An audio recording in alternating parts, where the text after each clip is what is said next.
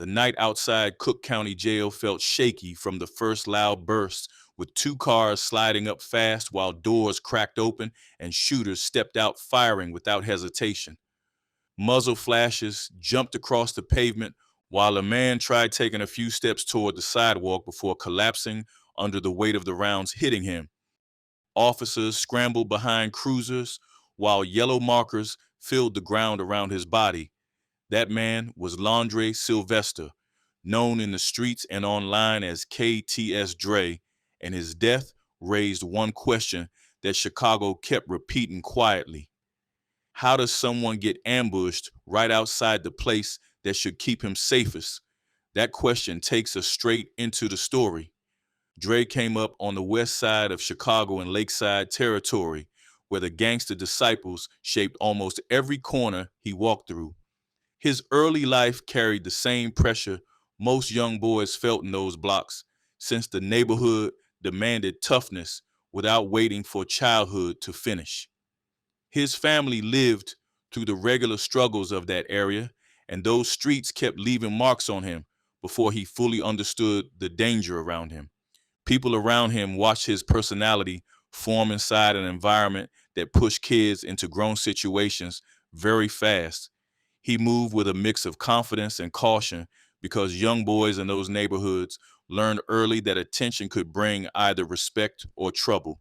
The name KTS Dre carried a meaning that showed exactly how he lived because Kill to Survive explained the mindset that he adopted while navigating those streets. His older brother, KTS Vaughn, played a major role in shaping how Dre carried himself because Vaughn already had a strong presence in Lakeside. Dre respected Vaughn deeply and followed many of the codes that Vaughn pushed, and that connection helped build Dre's reputation early. Vaughn's image influenced Dre heavily, and people saw the younger brother step into the same energy that Vaughn displayed in the neighborhood. Lakeside held a real position inside Chicago's complex world of sets and alliances, with older GD structure mixed into younger cliques who operated with modern rules. The area created a high tension zone because several rival sets surrounded Lakeside, and every wrong turn forced boys to watch both the sidewalks and the social media timelines.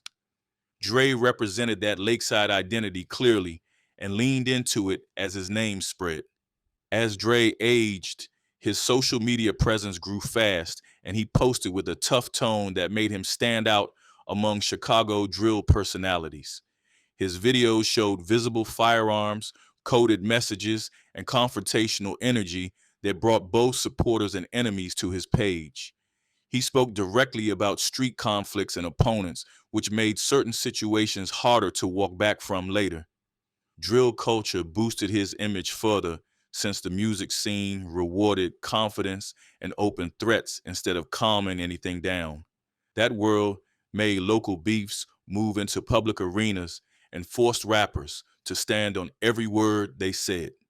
The more Dre talked, the more people paid attention, and that attention created a wider circle of opposition watching for any slip. Early incidents in Dre's life began shaping his mindset long before the ambush because he gained enemies through his association with Lakeside and his connection to Vaughn. People started viewing Dre as a target early due to old conflicts, public altercations, and rising online visibility. That combination created a situation where Dre walked through Chicago with constant pressure from enemies who believed he represented a serious threat to their side. All of this created the foundation for what would eventually happen outside Cook County Jail. The friction between Lakeside GDs and the No Limit set had been building for years across Chicago's East Side and South Side networks. These crews carried history that involved shootings, fights, and deeply personal losses that kept the tension alive across generations. Lakeside and No Limit exchanged threats through songs, posts, and the streets, creating a rivalry that rarely cooled down. The geography around their neighborhoods played a major role since certain streets acted like invisible borders that separated hostile territories. Moving past those borders created dangerous moments because the wrong block could mean running into someone who recognized a face or a tattoo instantly. The rivalry did not grow overnight because both sides collected grievances through older conflicts that resurfaced later when social media amplified every incident. Key No Limit personalities like Kiro, Cairo, EVK, and several others became vocal online figures who commented on Lakeside members regularly. These individuals used Instagram, Facebook, and YouTube lives to throw insults, laugh at threats, and push narratives about who did what in certain incidents. Their online presence added fuel to an already active street situation, and they played real roles in defining the conflict publicly. Online disrespect escalated the real life pressure since crews used clips, screenshots, and arguments to call each other out. These digital confrontations spread quickly and turned into conversations on blocks across Chicago where young boys repeated everything they saw online. Every disrespectful post demanded a response, and every response created a new tension point that carried into the streets. One moment that turned the rivalry into a bigger spectacle happened inside a McDonald's when Dre and Vaughn confronted No Limit members during a live stream. That viral incident showed both sides arguing with visible firearms and heavy emotion while people online watched everything in real time. The situation created a powerful symbol of the rivalry since the footage resurfaced repeatedly whenever someone brought up Lakeside. The tense standoff became a reference point that No Limit members used to mock Dre and Vaughn for years because they believed Lakeside did not gain anything from that encounter. People from both sides used the video to rewrite parts of the story and add new claims, which only created deeper resentment. The McDonald's moment became a reminder that certain beefs had crossed lines that people did not forget. As the years passed, the belief grew that Dre and Vaughn had crossed points that could not be undone. Their actions, their public comments, and their direct association with Lakeside positioned them as faces of their side in a rivalry that rarely showed mercy. That history laid the groundwork for everything that followed and made Dre a target long before his final steps outside Cook County Jail. KTS Vaughn's death in 2015 changed the streets around Lakeside because his presence carried weight across those blocks and everyone knew his name. Vaughn moved through Chicago with confidence that came from years inside the Lakeside section where he held influence with younger members who watched his every move. When Vaughn got killed during that summer, the news hit Dre harder than anything he had ever faced before in his life. People inside Lakeside described that period as heavy because Vaughn's death removed a major voice that guided Dre through situations that young men usually handled wrong. Dre reacted online quickly and posted with anger while talking about pain that felt too deep for calm words. His frustration on social media was clear because he spoke with emotion and mentioned revenge without hesitation. He showed fans that he understood exactly what the loss meant for him personally and for Lakeside as a whole. Vaughn's death pushed Dre deeper into the feud because he felt responsible for keeping his brother's name alive through action rather than talk. That mentality kept him outside often and placed him directly in front of every Lakeside conflict that came afterward. Dre transformed into something larger than another member from Lakeside because he became a symbol that opponents connected directly to Vaughn's legacy. Law enforcement started noticing Dre more often because his online presence increased as his anger grew. Officers viewed him as someone tied to serious incidents and monitored his activity accordingly. At the same time, rival gangs increased their attention toward him since they understood his importance within the Lakeside structure. He became a target based on reputation, family ties, and his willingness to stand loudly in the rivalry. Dre posted several videos online where he talked with reckless confidence that made some people think he was ready for anything. His tone suggested that fear no longer guided him, since grief made him operate with a different level of intensity. He mentioned several times that opponents could come whenever they wanted because he would be prepared. Those messages created a dangerous image because they let everyone know that Dre accepted whatever came with the life he lived. People close to Dre believed that Vaughn's death changed him permanently, since he shifted from a young member into a leading figure inside Lakeside. The pressure increased and the walls around him grew tighter because more eyes watched him from every direction. That period eventually carried Dre toward the situations that followed, including a series of legal problems that shaped his final years on the streets and set the stage for the arrests that pulled him into Cook County Jail. Dre's most significant legal trouble arrived in April 2020 when officers arrested him on weapons charges during an incident that added serious weight to his criminal record. Court documents listed him as an armed habitual criminal, which marked him as someone with repeated firearm cases under Illinois law and placed him into a higher penalty category. That label affected how prosecutors treated him and shaped the bail decisions that followed. Judges reviewing his case saw a pattern that suggested consistent involvement in armed situations. Because of that pattern, the court kept him in Cook County Jail, where he remained for more than 400 days before release. During that long stretch, the pressure outside continued building, since several people believed Dre would return to the streets eventually.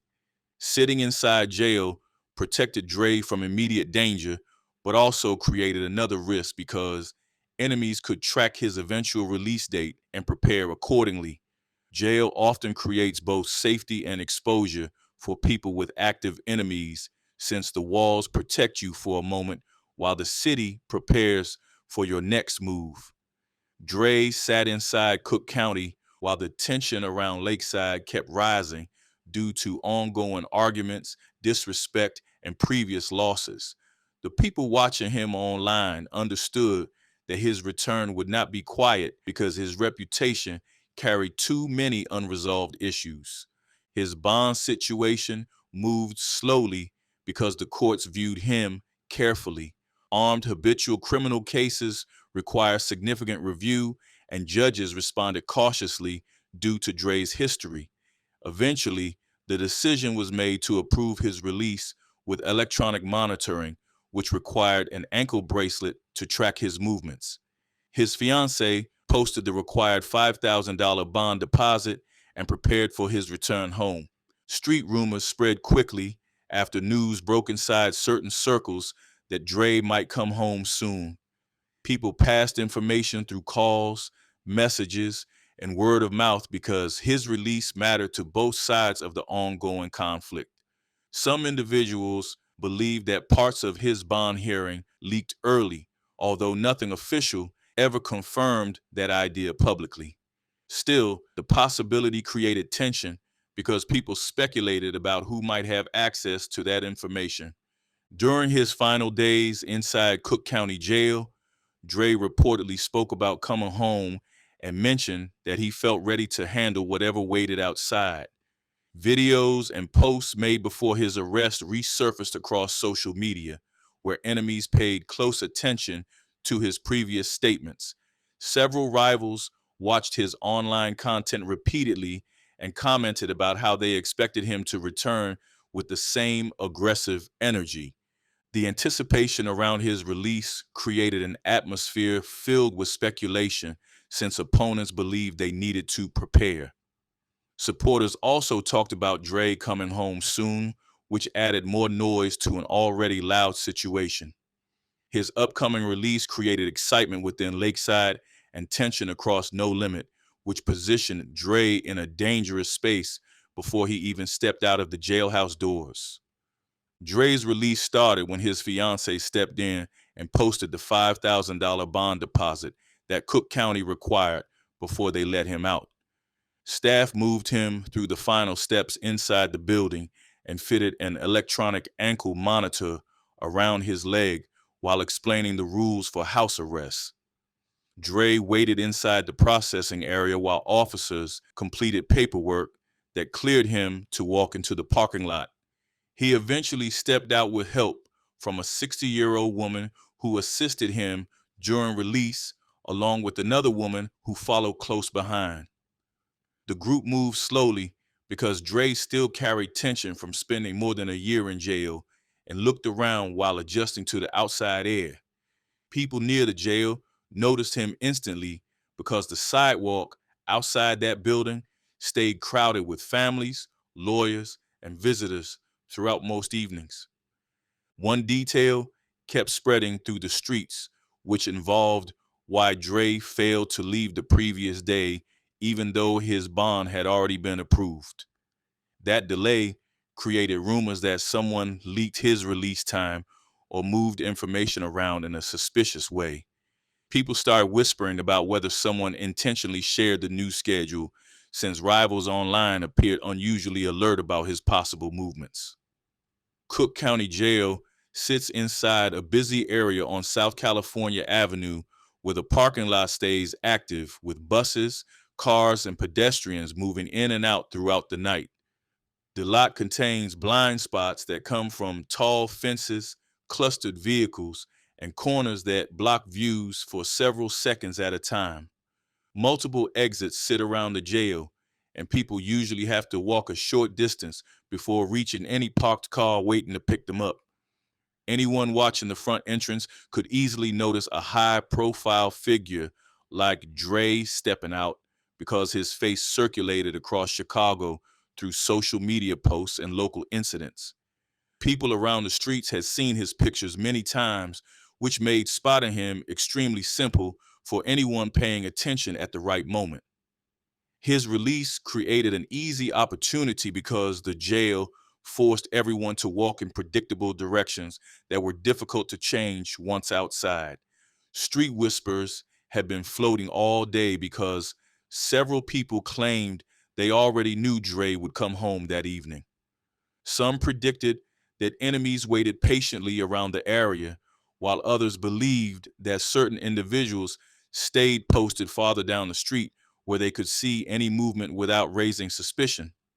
These conversations created a strange feeling for many people near Cook County because several individuals sensed tension without fully understanding where it came from. Cook County has always been a vulnerable spot for many people since individuals step out without weapons, without protection, and without enough time to get inside a car before danger finds them. People leaving jail often feel disoriented because they adjust to noise, traffic, and open streets after long periods inside a controlled environment. That vulnerability creates moments where individuals with active enemies face serious danger right at the edge of the property. The atmosphere around the jail felt calm at first because the crowds moved normally and the street noise blended with typical evening traffic. That calm shifted fast when two dark cars approached the area slowly before speeding up at the last second. Their sudden movement created alarms for anyone watching the sidewalk because the timing seemed too perfect for coincidence. The cars cut toward the lane closest to Dre, which changed the energy instantly. Everything looked normal until that moment when both vehicles closed the distance quickly with a level of purpose that grabbed attention. People near the scene later explained how the air felt heavy during that brief pause before the first door swung open.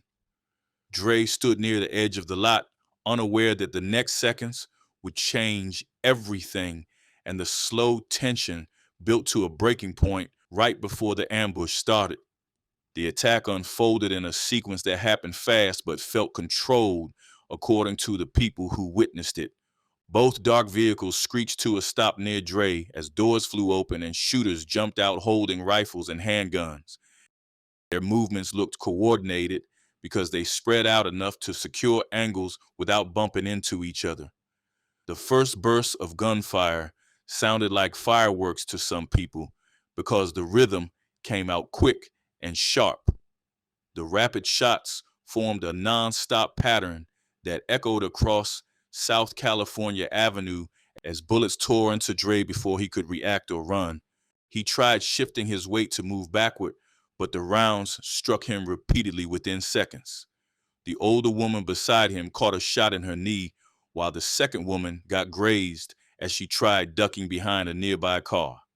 The gunman focused entirely on Dre, which kept the other injuries limited to stray bullets. Witnesses later said the flashes lit up the entire area as high caliber rounds hit the pavement and surrounding walls. Officers near the jail reacted by diving behind cruisers while calling in backup since they heard continuous firing without pause. People inside cars ducked low while pedestrians ran for cover because the shooters kept unloading without hesitation. Shell casings dropped across the ground quickly, and investigators counted 59 of them after the scene cleared.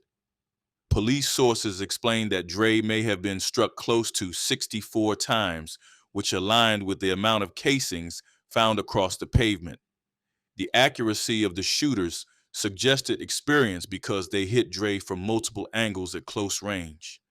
After the final shots, the gunmen retreated back into their vehicles calmly and sped away from the area without stumbling or showing panic. Their departure happened as smoothly as their arrival, which hinted at planning. Paramedics reached Dre shortly after the shooters left and found him still breathing but heavily wounded. They attempted emergency care on the ground before rushing him into an ambulance. His breathing faded several times during the ride as medics tried stabilizing him. Dre reached Mount Sinai Hospital, where staff attempted to keep him alive despite severe trauma. Doctors worked on him for more than an hour before pronouncing him dead that same night. Jail staff reacted with shock as they watched the aftermath unfold just steps away from their front entrance. Some officers looked overwhelmed since they had never seen an execution-style shooting happen directly outside the jail. Family members who arrived later broke into tears after hearing Dre did not survive. News broadcasts started reporting the incident immediately because the location and number of shots made the story unusual even for Chicago. The surreal nature of someone being executed outside Cook County Jail confused many people because they expected security to prevent such events. The open layout of the parking lot and the predictable release pattern created a perfect situation for people waiting to strike. Dre's final moments unfolded feet away from a building meant to hold people safely until trial. His death reminded many Chicago residents how unpredictable the streets can become when old rivalries remain active and unresolved. News outlets started reporting Dre's death within hours because the location and level of violence pushed the story into immediate rotation. Reporters described how 59 shell casings covered the ground and how 2 women were hit during the shooting outside Cook County Jail. The details spread fast through sites like CWB Chicago, ABC 7 Chicago, and the Chicago Sun-Times because the situation felt unreal for many viewers across the city. No Limit affiliates jumped online quickly, and several of them started posting reactions that showed clear satisfaction with the news. Their comments reached Instagram, Facebook, and YouTube through short clips that mocked Dre's final moments. The joke that spread the quickest involved the Nintendo 64 reference because people said Dre got hit 64 times, which matched the number printed on the classic game console. Cairo took things further by pretending to mourn at first and posting quiet music on his story, then switching into heavy trolling once he gained attention. He dropped comments about past incidents and laughed at old arguments that he had with Dre. Screenshots of previous conversations resurfaced across drill pages, and fans started sharing old McDonald's clips where Dre and Vaughn confronted No Limit members in public. Rivals replayed Dre's threatening videos where he talked boldly about his enemies because they used those clips to claim he invited trouble. They pushed the idea that Dre placed himself into danger through his own words, which sparked arguments between both sides online. KTS affiliates responded with sadness and frustration because many of them viewed Dre as family and demanded justice while calling for retaliation. Emotions ran high since people felt angry about how disrespectful the online jokes became after only a few hours. Dre's mother added to the fear by saying she worried someone might shoot up his funeral, which reflected how dangerous the situation felt for everyone connected to him. The city reacted with shock because Chicago had seen many shootings, but rarely saw an execution outside a major jail. Residents discussed the situation on buses and corners because the story shook people who felt tired of constant violence across the city. Reddit threads on r/Chiricology and r/crime reported active discussions about the number of shooters and the type of weapons used. Several users analyzed the timing and argued that the ambush required planning. People mentioned theories that someone inside leaked details about Dre's release schedule. That idea created more debate online because nobody knew how the killers arrived at the exact moment Dre walked onto the sidewalk. The online reaction created waves through Chicago because the jokes, rumors, and theories mixed into one long conversation. People across the city tried understanding how an attack like that happened with such precision, which made the death feel bigger than a normal street shooting. Chicago police arrived at the crime scene and released early statements that described the shooting as a targeted ambush. They confirmed that multiple shooters jumped out of two vehicles and fired dozens of rounds before escaping. Superintendent David Brown held a press conference where he criticized the decision to release Dre on bond since he viewed Dre as a violent offender with a long criminal history. Politicians used the case to push discussions about bail reform and questioned if individuals with certain charges should qualify for electronic monitoring. Their comments appeared across local news stations because many officials viewed Dre's release as a failure within the legal system. Despite the heavy media attention, CPD did not release specific suspect names because they claimed they lacked verified information. Surveillance footage from cameras on South California Avenue and nearby buildings was collected by detectives but never released to the public. Investigators requested help from the community, but no witnesses stepped forward. People around that area usually avoid cooperating with police because retaliation can reach anyone who speaks out. The silence made the case extremely difficult because the shooters used masks and moved quickly. Solving attacks involving multiple shooters and two vehicles becomes difficult since the coordination spreads evidence across several blocks. Detectives lack clear leads because shell casings only confirm the type of weapon used without identifying the shooters. The case stalled due to fear, limited information, and the absence of cooperative witnesses. The distance between official information and street belief grew because people online insisted the killers were known within certain circles. Police released quiet statements explaining that they had no strong leads and that an arrest might never happen.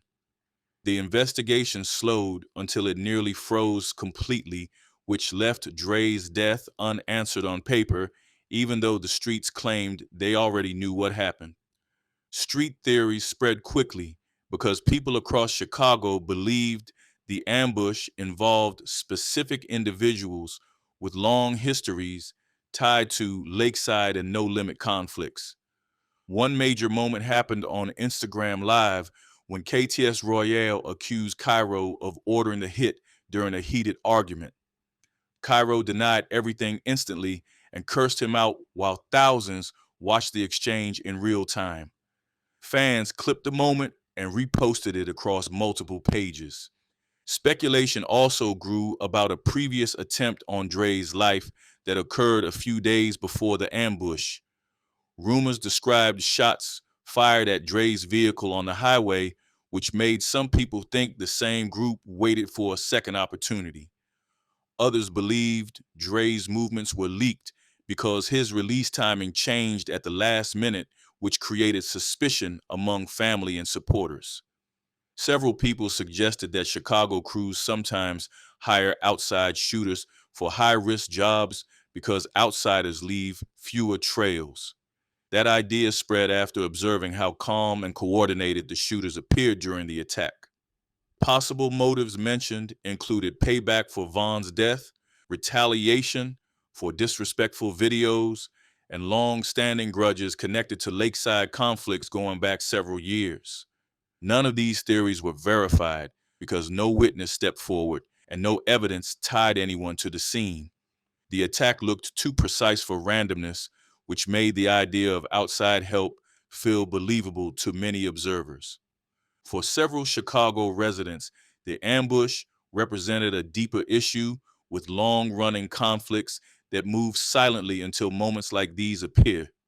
People close to the situation understood that Dre's killing resolved nothing because the rivalry between Lakeside and No Limit remained active after his death.